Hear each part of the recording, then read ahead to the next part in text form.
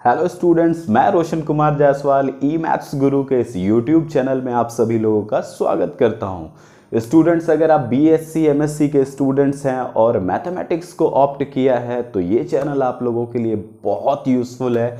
तो अभी इस चैनल को सब्सक्राइब करिए और नोटिफिकेशन बेल को भी ज़रूर ऑन कर लीजिए ताकि हमारे द्वारा बनने वाले वीडियोज़ के अपडेट्स आप तक सबसे पहले पहुँच सके।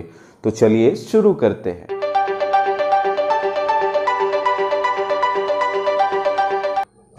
तो स्टूडेंट्स, आज का ये वीडियो परम्यूटेशन ग्रुप या सिमेट्रिक ग्रुप या ट्रांसफॉर्मेशन ग्रुप के ऊपर होने वाला है।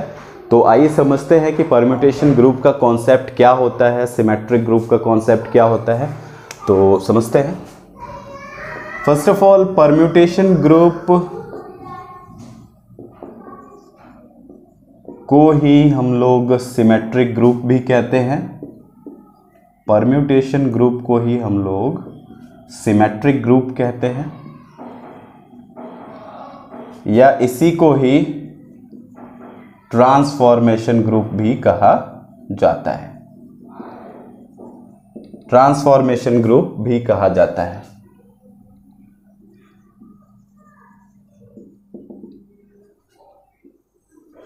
क्या होता है इस पे बात करते हैं। तो इट्स अ ग्रुप, तो आपके पास एक निश्चित रूप से एक नॉन एम्प्टी सेट होना चाहिए। तो हम उस नॉन एम्प्टी सेट को कंसीडर कर रहे हैं कि let S be a non empty set. S कोई नॉन एम्प्टी सेट है। अब परम्यूटेशन ग्रुप हमको डिफाइन करने के लिए पहले परम्यूटेशन क्या है ये हमें पता होना चाहिए। तो परम्यूटेशन और कुछ नहीं, एक फंक्शन होता है। परम्यूटेशन और कुछ नहीं, एक फंक्शन होता है, एक मैपिंग होती है जो S से इसी S पर डिफाइन होती है। मीन्स दिस इज S, यहां से यहां एक मैपिंग या फंक्शन डिफाइन हो। इसे P से हम डिनोट कर रहे हैं जानबूझ करके ताकि ये परम्यूटेशन को रिप्रेजेंट करे। तो परम्यूटेशन और कुछ नहीं, एक मैपिंग और एक फंक्शन होता है। और कैसा फंक्शन होता है? तो it should be 1 1 and onto टू। तो अगर किसी सेट से उसी सेट पर एक ऐसा फंक्शन डिफाइंड हो, एक ऐसी मैपिंग डिफाइंड हो जो 1 1 और ऑनटो हो, तो उसी फंक्शन को ही, this function will be known as permutation, not permutation group. It's only a permutation. So कैसे डिफाइन करेंगे? अ फंक्शन और mapping P from S to S is called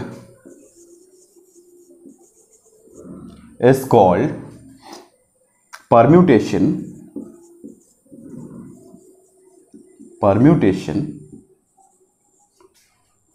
if P is 1 1 and onto, that is P is bijective. मतलब अगर किसी set से किसी set पर, उसी सेट पर कोई बाइजेक्टिव फंक्शन यानी बाइजेक्टिव मैपिंग अगर एग्जिस्ट कर रही है तो उसी मैपिंग को ही, उसी फंक्शन को ही हम लोग परम्यूटेशन बोलते हैं। तो परम्यूटेशन तो हमें पता चल गया कि किसे कहते हैं। तो परम्यूटेशन ग्रुप क्या होगा? तो अगर S फाइनाइट सेट हो, सपोज S फाइनाइट सेट हो, यानी S में S सिंबल्स हो आपके पास, सपोज करो 1 2 3 4 5 ऐसे करके n एलिमेंट्स हैं आपके पास, सपोज करो। तो ये 1 1 और ऑन टू है, तो ये 1 2 3 4 5 ऐसे करके n एलिमेंट्स है आपके पास। तो इनके इमेजेस कहां पर बनेंगे? P1 P2 P3 P4 P5 ऐसे करके Pn यहां पर इमेजेस बनेंगे। तो ये इमेजेस है। तो परम्यूटेशन को नोटेशन यानी इसको रिप्रेजेंट करने का तरीका होता है कि ये permutation P is equal to हम लोग ऐसे दिखाते हैं। ऊपर हम लोग लेते हैं यहाँ के ऑब्जेक्ट्स को, ऐसे इसी ऑर्डर में आप लिख लीजिए 1 2 3 4 5 ऐसे n एलिमेंट्स है हमारे पास, n ऑब्जेक्ट्स है। अब नीचे जिस एलिमेंट का इमेज जहां पर बन रहा है उसको लिखना है। जैसे 1 का इमेज P1 पे बन रहा है, इस वैल्यू पे बनेगा। P1 की वैल्यू कुछ ना कुछ होगी, 1 2 3 4 5 में से ही कुछ होगा, क्योंकि दोनों ही सेट S है तो यहाँ कुछ अलग वैल्यू तो आएगी नहीं। अब ऑर्डर कुछ भी हो सकता है, यहाँ P1 की वैल्यू 3 हो जाए, 5 हो जाए, कुछ भी हो सकता है, लेकिन इसी 1 2 3 4 5 से ही यहाँ पर वैल्यूज आएंगी। तो लेकिन हमको इस परम्यूटेशन को रिप्रेजेंट कैसे करना है? ऑब्जेक्ट्स को आपने ऊपर लिख लिया, अब उनके करस्पॉन्डिंग इमेजेस को जस्ट उनके नीचे लिखते चले जाओ। 2 का इमेज P2 पे बन रहा है तो P2, 3 का इमेज P3 पे बन रहा है तो P3, 4 का P4 पे बन रहा है तो P4, ऐसे करके n का Pn पे बन रहा है तो P। ये clearly P1 P2 P3 P4 जो है S के ही एलिमेंट हैं, तो ये यही 1 2 3 4 5 किसी न किसी ऑर्डर में होगा, ये निश्चित रूप से। तो ये परम्यूटेशन है। अब क्वेश्चन ये उठता है कि अगर ये एक फाइनाइट सेट है और एक परम्यूटेशन को हम लोग ऐसे रिप्रेजेंट कर रहे हैं, तो ऐसे कितने परम्यूटेशंस यहां पर एग्जिस्ट करेंगे? तो जरा दिमाग पर अगर हम लोग जोर डालें तो हमारे पास यहां पर n एलिमेंट्स हैं, यहां पर n एलिमेंट्स है। तो अगर हम एक परम्यूटेशन की बात करें तो इस 1 का इमेज कितने एलिमेंट्स पे बन सकता है अलग अलग परम्यूटेशन पे?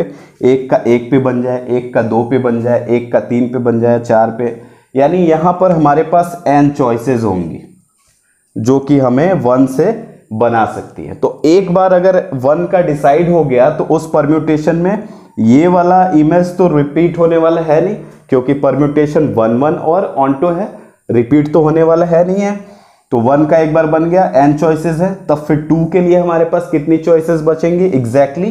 तो आपने n चॉइसेस ले ली हैं तो इसके पास बचेंगी n-1 चॉइसेस, ठीक उसी तरीके से यहाँ पर बचेंगी n-2 चॉइसेस, ऐसे करके यहाँ पर केवल 1 चॉइस बचेगी। तो अगर टोटल नंबर ऑफ परम्यूटेशन देखा जाए तो इसको ध्यान से देखिए, क्या है? फैक्टोरियल n है। मतलब किसी फाइनाइट सेट में जितने एलिमेंट्स होते हैं, अगर यहाँ 4 होते तो यहाँ फैक्टोरियल 4 आ जाता, यहाँ 3 होते तो यहाँ फैक्टोरियल 3 आ जाता, तो उतने परम्यूटेशंस वहां पर पॉसिबल होंगे। तो सिंपल सी बात है कि आपने परम्यूटेशन को समझा। परम्यूटेशन कुछ और नहीं, एक फंक्शन है जो 1 1 और ऑन्टो होना चाहिए, जो फाइनाइट सेट पर डिफाइंड है। अब वैसे कितने परम्यूटेशंस हो सकते हैं? तो वैसे परम्यूटेशंस होने के लिए आपको ये पता होना चाहिए कि उस सेट में कितने डिफरेंट सिंबल्स हैं, उसी का फैक्टोरियल आपको ले लेना है। अब ये नंबर ऑफ परम्यूटेशंस यानी फैक्टोरियल n परम्यूटेशंस का कलेक्शन एक जगह कर लिया जाए, ये कलेक्शन एक जगह कर लिया जाए तो इस कलेक्शन को हम लोग Sn से दिखाएंगे। n एलिमेंट्स थे S में, तो नंबर ऑफ परम्यूटेशंस होंगे फैक्टोरियल n, और इसे हम लोग दिखाएंगे Sn से। इसके अंदर कितने परम्यूटेशंस होंगे? P1 P2 P3 ऐसे करके ढेर सारे परम्यूटेशंस है आपके पास। ये बाइजेक्टिव फंक्शंस हैं, P1 P2 P3 P4।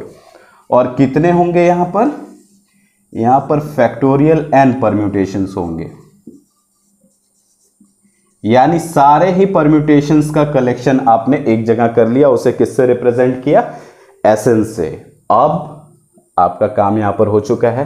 This Sn will form a group, मतलब ये जो परम्यूटेशंस का आपने कलेक्शन यहां पे किया है तो ये ग्रुप के चारों प्रॉपर्टीज को फॉलो करेगा। अभी मैं आपको एक एग्जांपल के थ्रू भी दिखाऊंगा।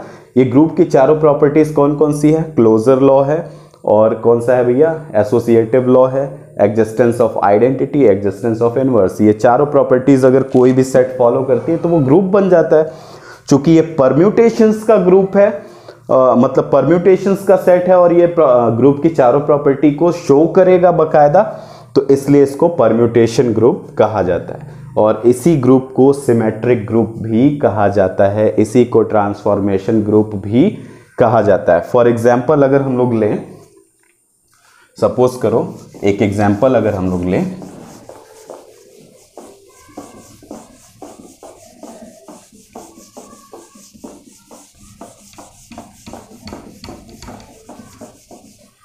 सपोज जो फाइनाइट सेट की बात की जा रही है S, वो हमने उसमें सिंबल्स लिए 1 2 3 सिंबल्स हैं हमारे पास। तो डेफिनेटली इस पे जब हम परम्यूटेशन बनाने की कोशिश करेंगे तो वो कितने परम्यूटेशंस बनेंगे, factorial 3, that means 3 into 2 into 1 which will be equal to 6, यानी 6 परम्यूटेशंस बनेंगे। और इसके सिमेट्रिक ग्रुप या परम्यूटेशन ग्रुप को दिखाएंगे किससे, यहाँ पर 3 सिंबल्स हैं, so this will be represented as S3। ये सिमेट्रिक ग्रुप का रिप्रेजेंटेशन है, याद रखिएगा। Sn में फैक्टोरियल n परम्यूटेशंस थे और S3 में कितने होंगे, फैक्टोरियल 3 परम्यूटेशंस होंगे। कैसे होंगे, पहले हम आपको नॉर्मली बना करके दिखाते हैं 12th वाले मेथड से। जैसे 1 2 3 1 2 3 1 2 3 1 2 3 1 2 3 1 2 3। ये क्या कर रहा हूं मैं देख रहा हूं कि कहां कहां इमेजेस बन सकते हैं। जैसे 1 का इमेज 1 पे, 1 का 2 का 2 पे, 3 का 3 पे। ये एक आइडेंटिटी परम्यूटेशन है, इसको हम लोग आई से हमने ऐसे दिखा दिया। अब हमको P1 देखना है। P1 के लिए 1 2 3 है तो इसको हमने कर दिया 2 1 3, 1 का 2 पे, 2 का 1 पे और 3 का 3 पे। 3 को फिक्स रहने दिया और ऐसे कर दिया। ये P1 है, सपोज ये P1 हो गया भैया। फिर यहाँ पे अगर हम करें P2 हमको चाहिए तो हमने 1 का 3 पे कर दिया, 3 का 1 पे कर दिया और 2 का 2 पे रहने दिया। एक परम्यूटेशन वो बन गया P2। उसी तरीके से 1 2 3 2 1 3 3 2 1 और क्या हो सकता है, 2 3 1 हो सकता है, 2 3 1, 1 का 2 पे हो, 2 का 3 पे हो, 3 का 1 पे हो। ये हो गया आपका P2, ये हो गया P3, ये P3 है भैया। उसी तरीके से यहाँ पर अगर हम देखें 2 3 1 है, 3 2 1 है तो इसको हमने कर लिया 3 1 2, 1 का 3 पे, 2 का 1 पे, 3 का 2 पे। ऐसे रैंडमली हम लोग देख रहे हैं कि कहाँ कहाँ इमेज बन सकता है। इसको हमने P4 कर लिया, P4 है हमारे पास। और उसके बाद फिर लास्टली हमारा जो बनेगा 6 हमको करने थे, फैक्टोरियल 3 में 6 आएंगे तो 1 2 3 4 5 और छठवां ये है। छठवां क्या बनेगा, ये बन सकता है 1 3 2, ये बन सकता है 2 का 3 पे और 3 का 2 पे, ये फिक्स कर लिया हमने। ऐसा हमारे पास बन गया 6 ठो परम्यूटेशन P5। ये परम्यूटेशन है। इसको ऐसे ना रिप्रेजेंट करके, अगर इन परम्यूटेशंस को और ढंग से रिप्रेजेंट करना है परम्यूटेशन वाले तरीके से, तो ऐसे करेंगे 1 2 3 और 1 का 1 पे, 2 का 2 पे, 3 का 3 पे। ठीक उसी तरीके से 1 2 3 तो 1 का 2 पे, 2 का 1 पे और 3 का 3 पे। 1 2 हो गया। फिर उसके बाद 1 2 3 और 3 2 1, 1 का 3 पे, 2 का 2 पे, ऐसे कर लिया। फिर 1 2 3, फिर हमने कर लिया 2 3 1, मीन्स 1 का 2 पे, 2 का 3 पे, 3 का 1 पे। ठीक उसी तरीके से 1 2 3 और इमेजेस क्या बन सकते हैं, 3 1 2। ठीक उसी तरीके से आपने कर लिया 1 2 3 और ये हो गया आपका 1 3 2। ऐसे करके परम्यूटेशंस को आपने दिखा दिया। ये S3 है, ये सिमेट्रिक ग्रुप ऑफ ऑर्डर 6 है। ये ऑर्डर कितना आपको मिल गया, 6 ऑर्डर का मिल गया। इसमें कितने एलिमेंट्स हैं, 6 एलिमेंट्स है, 6 ऑर्डर आपको मिल गया। तो ये था सिमेट्रिक ग्रुप या परम्यूटेशन ग्रुप, उसका एग्जाम्पल। और आगे बढ़ करके समझते हैं कि परम्यूटेशन ग्रुप्स का मल्टीप्लिकेशन कैसे किया जाता है, यानी कंपोजिशन कैसे किया जाता है, सीखते हैं। तो यहाँ पर हम लोग सीखने जा रहे हैं कि कैसे हम लोग 2 परम्यूटेशंस का प्रोडक्ट या कंपोजिशन कर सकते हैं। क्यों ये सीखना जरूरी है, तो अभी मैंने आपको डेफिनेशन बताया परम्यूटेशन ग्रुप का। उसको बताते समय आपको मैंने बताया कि परम्यूटेशंस का कलेक्शन जो होता है वो ग्रुप के चारों प्रॉपर्टीज को होल्ड करता है। तो अब वो प्रॉपर्टीज अगर आप चेक करना चाह रहे हैं तो उसके लिए आपको क्लोजर लॉ, एसोसिएटिव और आइडेंटिटी और इनवर्स का एग्जिस्टेंस आपको दिखाना पड़ेगा। तो इस चीज के लिए जब क्लोजर लॉ आप करेंगे तो 2 एलिमेंट्स का कंपोजिशन करने की जरूरत पड़ती है वहां पर। तो कैसे हम लोग परम्यूटेशन का कंपोजिशन करते हैं, पहले उसका ढंग से समझेंगे कैसे करते हैं, फिर उसका एक शॉर्ट ट्रिक भी हम लोग समझेंगे। सपोज करो कि जो अभी हम लोगों ने एक सिमेट्रिक ग्रुप लिया था S3, वही हमारे पास है। उसके परम्यूटेशंस को हम लोग दिखाएं तो पहले आइडेंटिटी वाला दिखा दे, 1 2 3 1 2 3 1 2 3 1 2 3 1 2 3 1 2 3 4 5 1 2 3। हम लोगों ने 6 ये परम्यूटेशंस ले लिए, बस हमको इमेजेस भर देने हैं। 1 2 3 2 1 3 1 2 2 1 3 और 3 2 1 1 3 और 3 2 1 हो गया, 3 1 2 यहाँ पे 1 3 2 और लास्टली 2 3 1 2 3 1। ये हम लोगों ने S3 वो सिमेट्रिक ग्रुप अभी हम लोगों ने जो निकाला था, ये परम्यूटेशन ग्रुप हमने ले लिया। अब यहाँ पर आपके पास 6 परम्यूटेशंस हैं, अलग अलग 6 परम्यूटेशंस हैं। इनका प्रोडक्ट आपको सीखना है। प्रोडक्ट और कुछ नहीं होता, ये परम्यूटेशंस है। सपोज S हमारा एक सेट है, नॉन एम्प्टी सेट है जो 1 2 3 सिंबल्स लिए हुए, तो इस पे एक परम्यूटेशन सपोज करो कि है F, S से S पे एक परम्यूटेशन है F, और सपोज करो एक दूसरा परम्यूटेशन है इसी S से S पे G। तो इनका कंपोजिशन क्या होता है? इनका कंपोजिशन होता है F डॉट G, यही होता है, या G डॉट F होता है। तो अगर यही आपको निकालने को कहा जाए तो F dot G of X क्या होगा? ये होगा F ऑफ Gx, जो पहले से हम लोग जानते हैं, क्लास 12th के रूल से जानते हैं। अगर F डॉट G पूछा जाए यानी P1 इंटू P2 कोई भी 2 परम्यूटेशन लेकर के पूछा जाए तो हम लोग इसी रूल से उसको सॉल्व करेंगे। उसके अलावा फिर अगला अगर देखें G डॉट F अगर आपसे पूछा जाए, G dot F of X क्या होगा?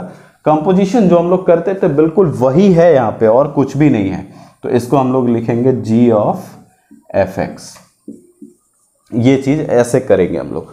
तो आओ यहाँ पर कोई 2 परम्यूटेशन ले करके उनका प्रोडक्ट करके देखते हैं। ये तो हमारा आइडेंटिटी है, ये P1 है, ये P2 है, ये P3 है, ये P4 है, ये P5 है। कोई 2 ले लो, सपोज करो P2 और P3 हमने ले लिया, तो P2 इंटू P3 हमको चाहिए। देखा जाए क्या हो सकता है। P2 है 1 2 3 एंड 3 2 1, और P3 क्या है 1 2 3 एंड 3 1 2। अब अगर आपको ये चीज़ दिखानी है कि ये प्रोडक्ट कैसे होता है, तो आप जान लो कि परम्यूटेशन का प्रोडक्ट एक परम्यूटेशन ही मिलेगा हमको, लेकिन ये कैसे करते हैं ये चीज़ हमको देखनी है। P2 इंटू P3 ये फंक्शन के जैसा ही इसका प्रोडक्ट करना है, तो किसका करें पहले? तो सपोज करो पहले हमने एलिमेंट 1 का किया, तो P2 इंटू P3 ऑफ 1 क्या होगा? तो ये होगा P2 ऑफ P3 1। और P3 1 का क्या मतलब है कि P3 में 1 किस पे अपना इमेज बना रहा है? तो P3 यहां पर है, P3 यहां पर 1 किस पे इमेज बना रहा है? 3 पे इमेज बना रहा है, तो ये हो जाएगा P2 ऑफ 3। अब P2 में 3 किस पे अपना इमेज बना रहा है? P2 में 3 अपना इमेज बना रहा है 1 पे, यानी P2 इंटू P3 ऑफ 1 के ही इक्वल होगा, यानी 1 का इमेज 1 पे ही आपको मिल गया। अगेन दूसरे एलिमेंट का आपको चाहिए P2 इंटू P3 ऑफ 2, ये क्या होगा? ये होगा P2 into P3 of 2।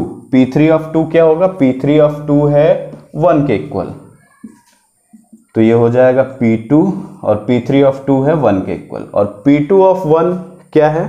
P2 of 1 है 3 के इक्वल, तो ये हो गया 3, यानी P2 इंटू P3 ऑफ 2 जो होगा वो 3 होगा, यानी 2 को आपने 3 पे इमेज बनाया। अब लास्टली आपको दिखाना है 3 के लिए प्रोडक्ट में, तो P2 इंटू P3 ऑफ 3 दिखाएंगे, तो क्या होगा इसका मतलब कि P2 of P3 of 3 P3 of 3 क्या है? P3 ऑफ 3 है 2, तो P2 ऑफ 2 हो जाएगा, और P2 ऑफ 2 क्या है? 2 ही है, तो ये 2 हो गया। तो भैया यहाँ पर 3 को आपने बना दिया 2 पे, तो ये आपको एक अलग से परम्यूटेशन मिल गया P2 इंटू P3। कैसे आपने अलग अलग कंपोजिशन के हेल्प से एक एक एलिमेंट को लिया और करके दिखा दिया आपने। तो अब मैंने बोला था कि इसका शॉर्टकट ट्रिक भी मैं आपको बताऊंगा। शॉर्टकट ट्रिक, ये इतना कंपोजिशन आप करने जाओगे तब तो दिमाग खराब ही हो जाएगा, तो उसके लिए आपको एक शॉर्ट ट्रिक मैं बताता हूँ, डायरेक्टली वो होगा। कैसे होगा और बताता हूँ।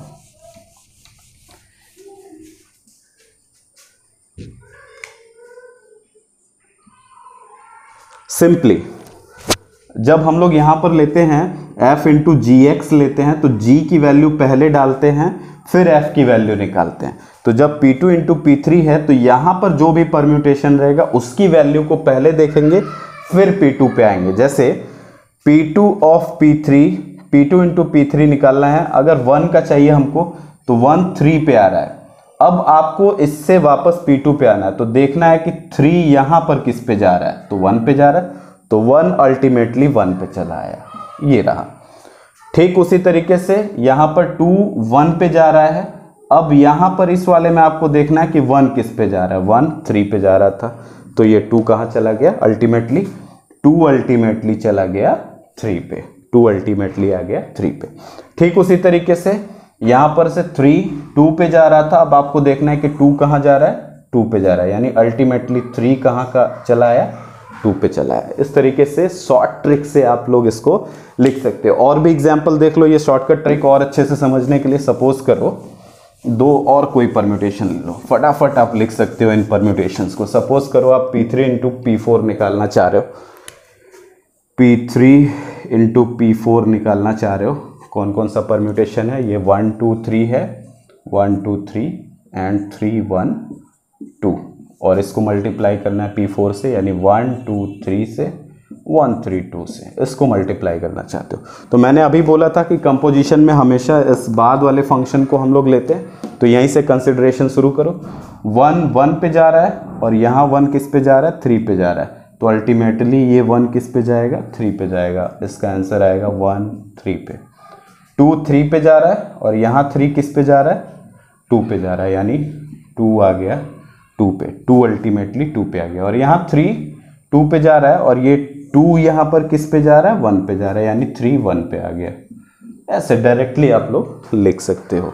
परम्यूटेशंस का कंपोजिशन बहुत आसान तरीके से ऐसे लिखा जा सकता है। और जब एक बार आपको ये पता चल गया कि कंपोजिशन कैसे करना है, तो आप सिंपली ये चेक कर सकते हो कि ये ग्रुप का फॉर्मेशन करता है या नहीं करता है। सपोज आपको चेक करना है कि ये ग्रुप है या नहीं है, ये सिमेट्रिक ग्रुप हम लोग इसको बोल रहे हैं, परम्यूटेशन ग्रुप इसको बोल रहे हैं, क्या ये ग्रुप है?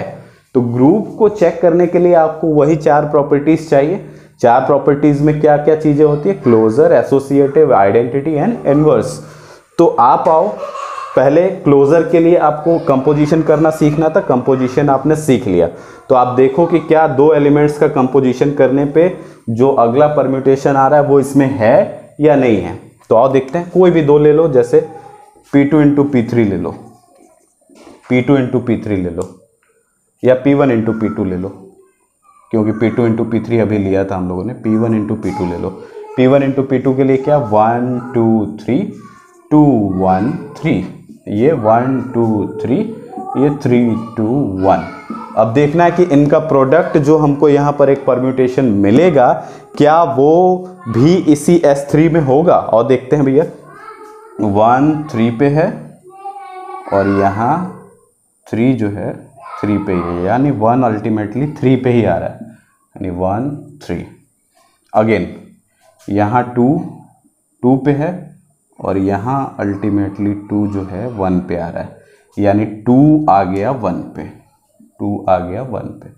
और यहाँ 3 1 पे है, और यहाँ अल्टीमेटली 1 2 पे जा रहा है, यानी 3 आ गया 2 पे, 3 आ गया 2 पे। अब जरा देखो कि ये परम्यूटेशन कौन सा है, 1 2 3 3 1 2 वाला कौन सा परम्यूटेशन है? ये P3 है। देख लो यहाँ पे 1 2 3 3 1 2, यानी हमको मिल गया P3। P1 और P2 को मल्टीप्लाई किया, P3 मिला जो अगेन इसी में है।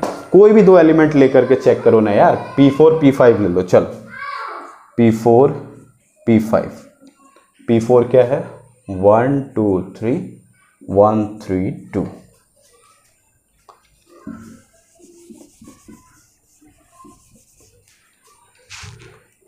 अगेन और ले लो P4 क्या है 1, P4 ले लिया ना, P4 इंटू P5 करना था ना हमको, P4 इंटू P5, 1 2 3 2 3 1। अब हमको हमेशा इधर से स्टार्ट करना है, 1 2 पे है और 2 इधर कहाँ पे है 3 पे है, तो 1 आ गया 3 पे, अगेन 2 3 पे है और 3 यहाँ कहाँ है 2 पे है, यानी 2 आ गया 2 पे, 2 आ गया 2 पे, और यहाँ 3 1 पे है और 1 यहाँ 1 पे है, यानी 3 अल्टीमेटली 1 पे ही आ गया, 3 1 पे आ गया। जरा देखो ये कौन है भैया 1 2 3 2 1 वाला, ये P2 मिल गया हमको।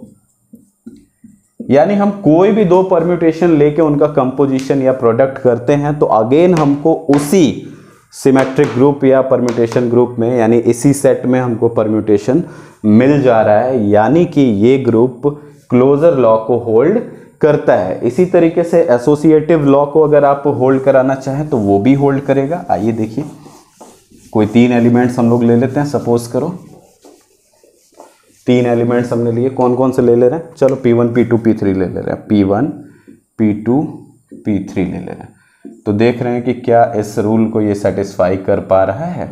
आइए देखते हैं, तो पहले LHS को लेते हैं, P1 इंटू P2 P3 क्या होगा, P1 क्या है 1 2 3 2 1 3।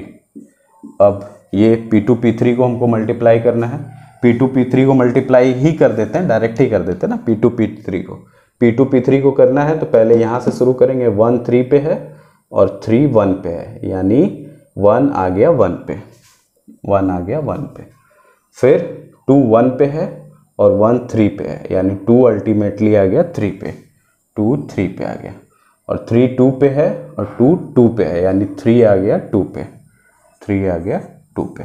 हमने P2 और P3 को मल्टीप्लाई कर लिया। अब P1 इंटू P2 P3 यहाँ पर है। अब अगेन ये दो परम्यूटेशंस का प्रोडक्ट है, तो क्या करेंगे, फिर से वैसे 1 1 पे है और यहाँ 1 अल्टीमेटली 2 पे है, यानी ये आ गया 1 2, 2 3 पे है, 3 3 पे, यानी 2 आ गया 3 पे, 2 आ गया 3 पे, और 3 2 पे है, 2 1 पे है, यानी 3 1 पे आ गया। ऐसे हमने निकाल लिया। अब इधर वाले को निकालते हैं, देखते हैं क्या होता है। P1 और P2 को पहले मल्टीप्लाई करेंगे ना, P1 और P2 को पहले प्रोडक्ट करेंगे और P3 को बाद में करेंगे। P1 P2 को मल्टीप्लाई करेंगे, 1 3 पे है, 3 3 पे ही है, तो यानी 1 3 पे ही आएगा, 1 3 पे ही आएगा। 2 2 पे है और 2 1 पे है, तो 2 अल्टीमेटली 1 पे आ गया, 2 अल्टीमेटली 1 पे आ गया। 3 1 पे है, 1 2 पे है, 3 1 2, यानी 3 2 पे आ गया, 3 2 पे आ गया। P1 इंटू P2 तो हो गया, P3 कितना है लिख दो यहाँ पे, P3 है आपका 1 2 3 एंड 3 1 2। अब क्या करो, इनका मल्टीप्लाई करके देखो कि क्या इसके इक्वल आ रहा है। अगर इक्वल आ गया तो एसोसिएटिव लॉ होल्ड हो रहा है, अदरवाइज नहीं। 1 3 पे है और 3 2 पे है, 1 3 पे है और 3 यहाँ 2 पे है, यानी 1 आ गया 2 पे, 2 1 पे है और 1 3 पे है, यानी 2 3 पे आ गया, 2 3 पे आ गया। 3 2 पे है, 3 2 पे है और 2 1 पे है, यानी 3 1 पे आ गया। देखो ये दोनों इक्वल है, यानी एसोसिएटिव लॉ भी होल्ड हो गया। और आइडेंटिटी क्या होता है, आइडेंटिटी मैपिंग ही हम जानते हैं। आइडेंटिटी मैपिंग कौन सी होती है कि जिस एलिमेंट को लिया उसी पर वापस से आपका इमेज बना दिया। तो ये देख लो 1 1 2 2 3 3, जो एलिमेंट लिया जा रहा है उसी पे उसका इमेज बना रहा है, तो ये आइडेंटिटी मैपिंग है। और आइडेंटिटी मैपिंग 1 1 on 2 भी होती है, तो इसका मतलब ये परम्यूटेशन है, यानी आइडेंटिटी एग्जिस्ट कर रही है यहाँ पर। तीसरा रूल भी यहाँ पर हो गया। अब हमको इनवर्स का एग्जिस्टेंस देखना है। तो इनवर्स का एग्जिस्टेंस देखने के लिए आपको ये पता होना चाहिए कि एक परम्यूटेशन का इन्वर्जन किया कैसे जाता है, इन्वर्स किया कैसे जाता है। It's a very simple concept, आपको कुछ नहीं करना है। सपोज करो P3 है यहाँ पे आपके पास, P3 है 1 2 3 एंड 3 1 2, ये आपके पास P3 है। इसका इन्वर्स करने का मतलब ये है, ये ऑब्जेक्ट्स थे आपके और ये इमेजेस थे, तो इमेजेस को ऊपर कर लो, ऑब्जेक्ट को नीचे कर दो, यही आपका इन्वर्स हो जाएगा। तो ये क्या हो गया 3 1 2 एंड दिस इज 1 2 3। अब आपको ये चेक करना है कि क्या ये इस S3 में है, अगर नहीं हुआ तो भैया इन्वर्स का कहाँ एग्जिस्टेंस हो पाया। तो आप कहोगे 3 से स्टार्ट होने वाला तो कोई भी नहीं है, तो उसके ऑर्डर से कोई फर्क नहीं पड़ता, बस आपको ये देखना है कि ऑब्जेक्ट का इमेज आपको जो है वो मिल रहा है कि नहीं है। 3 का 1 पे मिलना चाहिए, 1 का 2 पे मिलना चाहिए, 2 का 3 पे मिलना चाहिए। मतलब अगर इसको अरेंज करके लिखना चाहे हम लोग तो 1 का 2 पे है, 2 का 3 पे है एंड 3 का 1 पे है। जरा देखो ये कहाँ पर है भैया, 1 2 3 2 3 1 P5 है, यानी ये अल्टीमेटली P5 है, यानी P3 P5 का इन्वर्स है या P5 P3 का इन्वर्स है, एग्जिस्ट कर रहा है भैया। कोई सा भी ले लो, कोई सा भी ले लो, P4 ले लो, चलो P4 है, P4 है भैया 1 2 3 एंड 1 3 2। इन्वर्जन बहुत सिंपल है, इन्वर्स अगर हम लोग करें तो बस खाली हमको इमेज को ऊपर कर लेना है 1 3 2 एंड दिस इज 1 2 3। और अगर इसको रीअरेंज करें, इसको रीअरेंज करें तो ये 1 2 3 में अगर इसको कर दे 1 2 3 में, तो 1 1 पे है, 2 3 पे है और 3 2 पे है। 123 132 कहाँ है भैया, 123 132 P4 है, 123 132 P4 है, यानी P4 का इन्वर्स P4 ही है, ये खुद का ही इन्वर्स है। तो हर एलिमेंट का इन्वर्स भी आपको यहाँ पर देखने को मिल रहा है। जब इन्वर्स भी मिल रहा है, आइडेंटिटी भी मिल रही है, क्लोजर और एसोसिएटिव लॉ भी होल्ड हो रहा है, यानी चारों प्रॉपर्टीज को यहाँ पे शो कराया जा रहा है। इसका मतलब है कि ये S3 जो है ये एक ग्रुप होता है। इसको सीखने में आपने क्या क्या चीज़ें सीखी कि कैसे कंपोजिशन किया जाता है परम्यूटेशन का, कैसे परम्यूटेशन का इन्वर्जन निकाला जाता है। आइडेंटिटी का मतलब क्या है, यहाँ पर आइडेंटिटी का मतलब केवल आइडेंटिटी मैपिंग या फंक्शन से ही है और कुछ यहाँ पर नहीं है परम्यूटेशन में। तो ये था परम्यूटेशन ग्रुप या सिमेट्रिक ग्रुप। अब इस पे बेस्ड कुछ थ्योरम्स हैं या अभी इससे रिलेटेड कुछ और भी डेफिनेशंस है, जैसे इवन ऑड परम्यूटेशन क्या होता है और साइकिल ऑफ परम्यूटेशन क्या होता है, ऑर्डर ऑफ परम्यूटेशन क्या होता है, ये सारी चीज़ें हम लोग अगले वीडियो में देखेंगे। और मुझे उम्मीद है कि आपको ये वीडियो बहुत अच्छे से समझ में आया होगा। तो अगर समझ आया तो दबा करके लाइक करिए और कमेंट सेक्शन में भी बताइए कि आपको ये वीडियो अच्छे से समझ में आ रहा है। और अगर आपको किसी पर्टिकुलर टॉपिक पे वीडियो चाहिए तो उसे भी कमेंट में लिख करके हमें बताइए, ताकि हम उन टॉपिक्स पे वीडियोस को बना सकें। Till then keep watching, keep loving, keep sharing. Thank you.